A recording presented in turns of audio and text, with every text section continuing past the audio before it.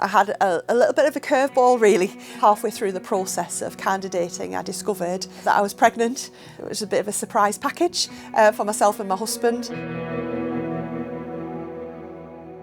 My call to ordination, I think, was a gradual process for me. So I was brought up in the life of the church, but I found my own faith commitment when I was a teenager.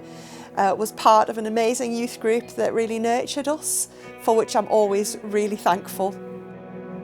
Felt a call to work in the life of the church full-time, and so I applied for various lay workers jobs in various parts of the country, but didn't get a job, and I thought maybe I've heard God wrong, maybe I've just misheard.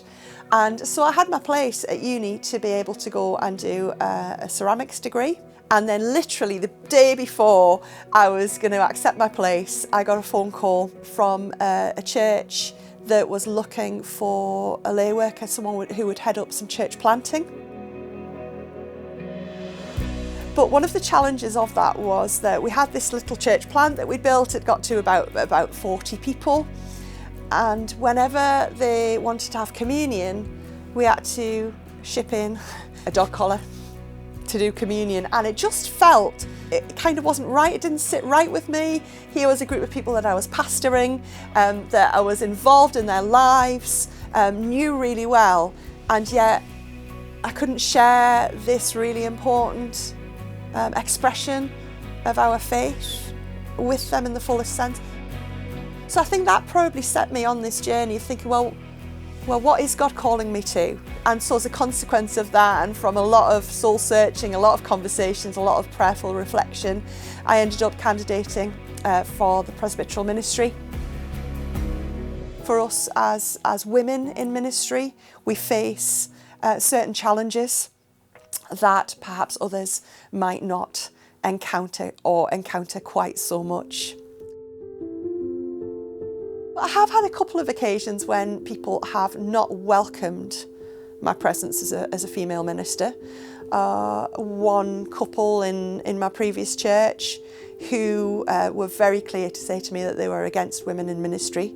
They didn't think ministry was a place for women. Interestingly, that same couple I spent quite a lot of time with pastorally, and they often said to me, "You're always welcome to come to our house, Kathryn," which I find really fascinating, that as a person they loved me and welcomed me, but as my role as minister they weren't in agreement. So I find that a little baffling.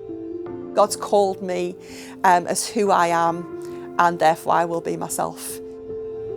The challenge of having a young family, through training, there were some challenges there that I had to overcome.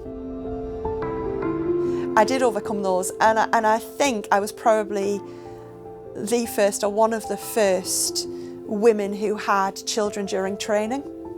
And so I kind of saw myself as having a little bit of a calling to pave the way for others who would come after me. When I think about that first group of women who would have had to contend with quite a lot of prejudice because of what they've done, then my journey has been possible. And I hope in turn that I've enabled other people, I will enable other people to come after me, other women to come after me, and find their place in leadership within the life of the church. One of the most beautiful parts of being a Methodist presbyter is that I know that the Methodist Church is open to women in presbyteral ministry in every level of the church. That there's not a cut-off point. There's not a you can go here and no further, but it's opened at every level, and that I think is right, and I think it's godly. And I think it speaks to the world.